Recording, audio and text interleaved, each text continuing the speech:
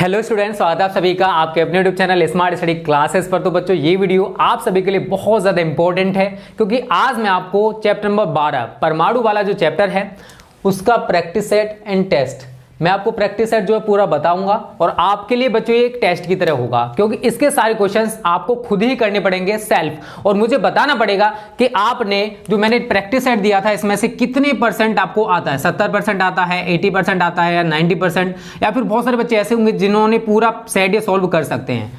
जो भी मैं प्रैक्टिस सेट प्रोवाइड करूंगा ये फ्री ऑफ कॉस्ट मिलेगा। तो बच्चों, ये वीडियो आप सभी के लिए इसी वजह से इंपॉर्टेंट है क्योंकि इसमें सारे के सारे क्वेश्चंस हैं आप सभी के लिए टेस्ट, क्योंकि देखो हम टेस्ट उसमें नहीं ले पा रहे थे ऐप में, तो मैंने सोचा, और ऐप में आप सभी को पता है यार केवल ऑब्जेक्टिव ही पूछे जा सकते हैं और कुछ तो पूछा नहीं जा सकता, लेकिन इस टाइप से अगर टेस्ट होता है तो उसमें से आप objective, short type, very short type, long, मैं हर टाइप का क्वेश्चन दे सकता हूं और आपको यार ईमानदारी के साथ इनको सॉल्व करना। चीटिंग कोई नहीं करेगा, चीटिंग करोगे आप अपना नुकसान करोगे, क्योंकि यार यहां पर चीटिंग कर सकते हो बट जब बोर्ड परीक्षा देने जाओगे वहां तो चीटिंग नहीं कर पाओगे ना। तो अपने आप करने का प्रयास करना, चाहे कम आता है कोई दिक्कत नहीं है, और मैं आपको बता दिया करूंगा कि अब आपका किस चैप्टर का टेस्ट होने वाला है। अब याद रखना, अगला चैप्टर जो है न्यूक्लियस वाला, जैसे ही वो समाप्त हो जाएगा उसका मैं आपसे टेस्ट लूंगा। टेस्ट आपको बहुत अच्छे से देना है, बिल्कुल ईमानदारी के साथ देना है, चीटिंग कोई नहीं करेगा। गलत बात अगर चीटिंग करोगे तो, ठीक है ना। चलिए मैं आपको क्वेश्चंस बता दे रहा हूं और ये पीडीएफ जो है बच्चों ये आपको फ्री ऑफ कॉस्ट मिलेगी, टेंशन मत लो। कहां मिलेगी वो मैं आपको वीडियो के लास्ट में बता दूंगा, ठीक है, बट मिलेगी फ्री ऑफ कॉस्ट। तो स्टूडेंट्स, तो क्या आप जेईई मेंस 2021 में देने वाले हो तो आपके लिए गुड न्यूज है क्योंकि अनअकैडमी आपके लिए लेकर आए student revisathon for JEE Mains 2021, और ये स्टार्ट हो रहा है बच्चों 6 फरवरी से। इसमें 8 डेज में आपको 50 सेशंस कराए जाएंगे, वो भी इंडिया टॉप एजुकेटर्स द्वारा, और ये फ्री ऑफ कॉस्ट है। आप एनरोल कर सकते हो यहाँ पर फ्री ऑफ कॉस्ट।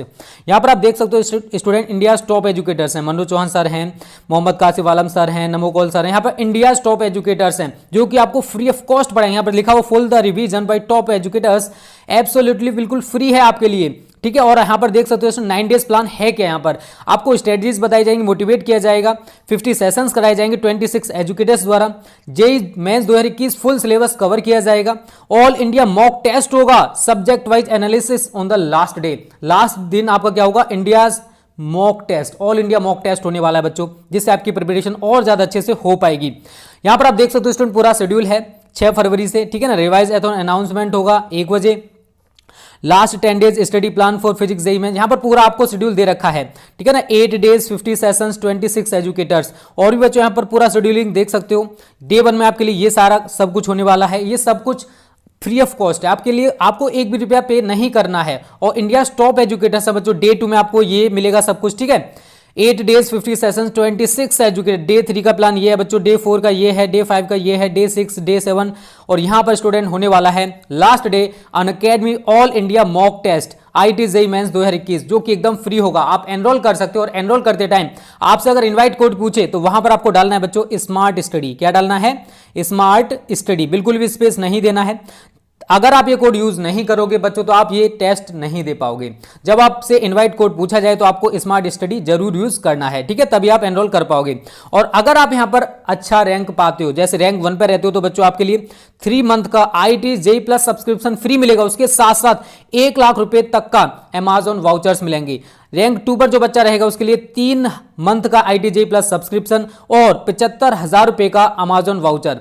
जो रैंक 3 पर रहेगा उसके लिए 50,000 रुपए के अमेजॉन वाउचर और 3 मंथ का प्लस सब्सक्रिप्शन आईटी जेईई का एकदम फ्री मिलेगा।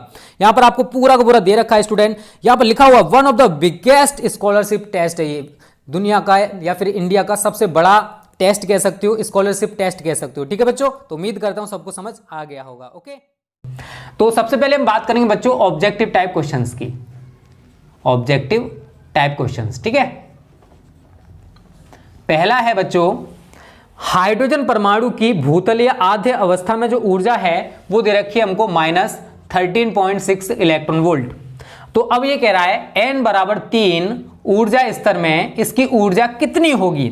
हमको ऑप्शन दे रखे हैं -1.51 electron volt, -3.20 electron volt, -0.51 electron volt, plus 40.8 electron volt. तो जो भी राइट आंसर हो आप अपनी कॉपी पर लिखोगे और मुझे बताओगे। इन्हें फिर बाद में चेक कर लेना, आपके पास बुक हो, मॉडल पेपर हो, कुछ भी हो, जहां से आप चेक कर सकते हो वहां से चेक करना कि सर हमारे इतने क्वेश्चन सही थे, सर हमने इतने % सही किया है। तो आपको परसेंटेज उस टाइप से बतानी है मुझे कि सर मेरा 70% सही है, मेरा 80% सही है। ठीक है, सारे क्वेश्चंस लगाओगे।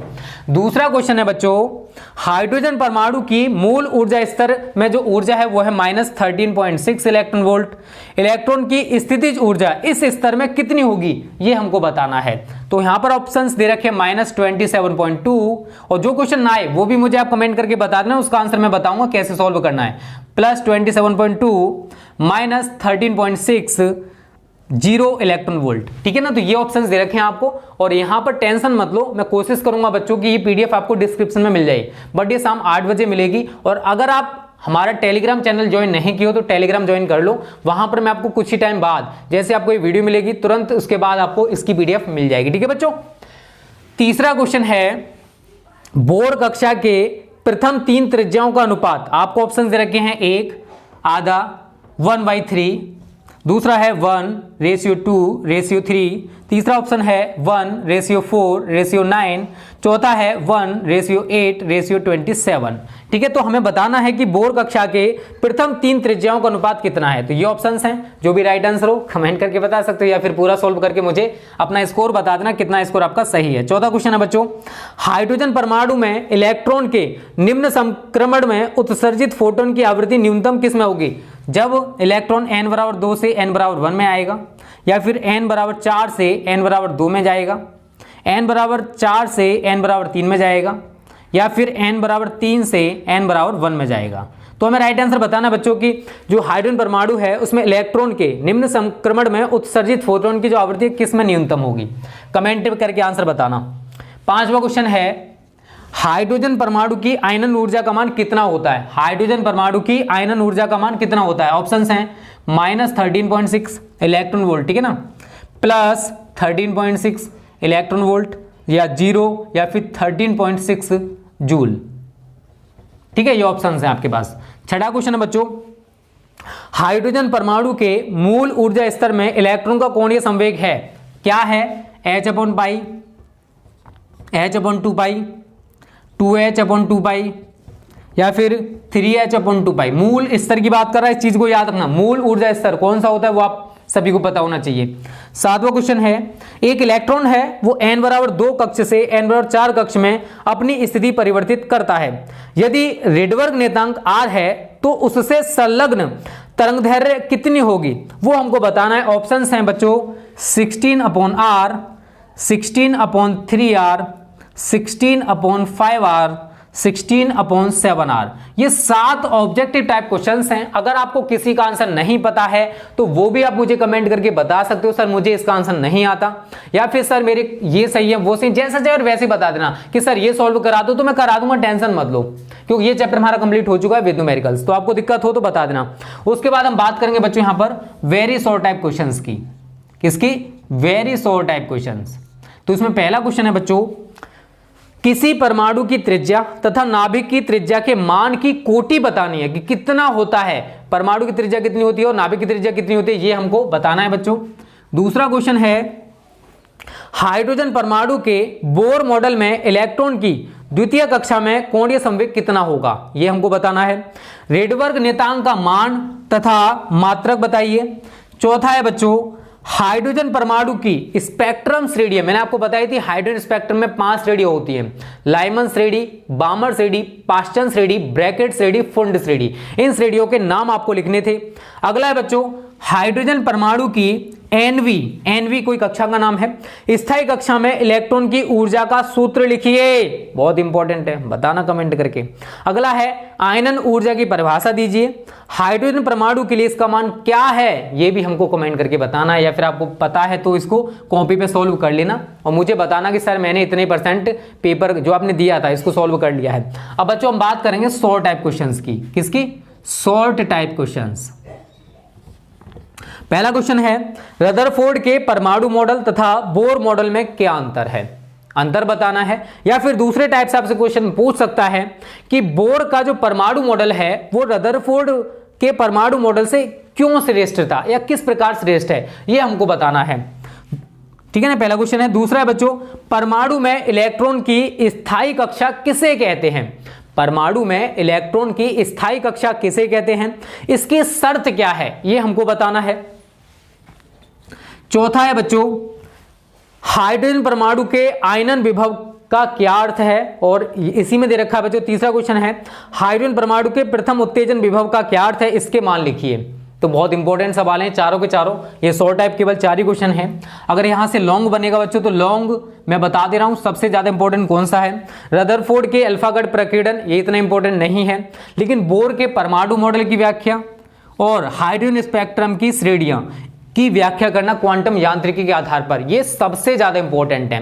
इनकी तैयारी अगर आप अच्छे से कर लेते हो बच्चों, तो आपको ज्यादातर क्वेश्चंस अगर एटम वाले चैप्टर से पूछे जाते हैं, तो जो मैंने बताए हैं लगभग इसी में से देखने को मिलेंगे। आपको बाहर से कोई क्वेश्चन देखने को नहीं मिलेगा, वो एक एक्सेप्शन, एक अपवाद बन जाता है कि कहीं और से क्वेश्चन आ जाए। और वैसे भी यार मैं आपको पूरा चैप्टर पढ़ा चुका हूं, हर चीज मैंने आपको बता रखी है, तो आप सभी ने तैयारी कर ली होगी। अब अनसोल्व पेपर भी हमारे चल रहे हैं, तो अनसोल्व पेपर आप करते रहो, अनसोल्व पेपर और प्रैक्टिस सेट लगा लेते हो तो आपके अच्छे नंबर आ जाएंगे, टेंशन मत लो। बस यार मेहनत करते रहो, क्योंकि आप सभी को पता है यार बिना मेहनत के तो कुछ नहीं होने वाला। मैं कितनी मेहनत कर लूं, कितना भी अच्छा पढ़ा लूं, लेकिन जब तक आप खुद कोशिश नहीं करोगे पढ़ने की या मेहनत करने की, तब तक कुछ नहीं होने वाला। इसलिए यार लग जाओ, टाइम कम बचा है, क्यों टाइम वेस्ट कर रही हो। टाइम इज सो प्रीशियस यार, इसकी वैल्यू समझो।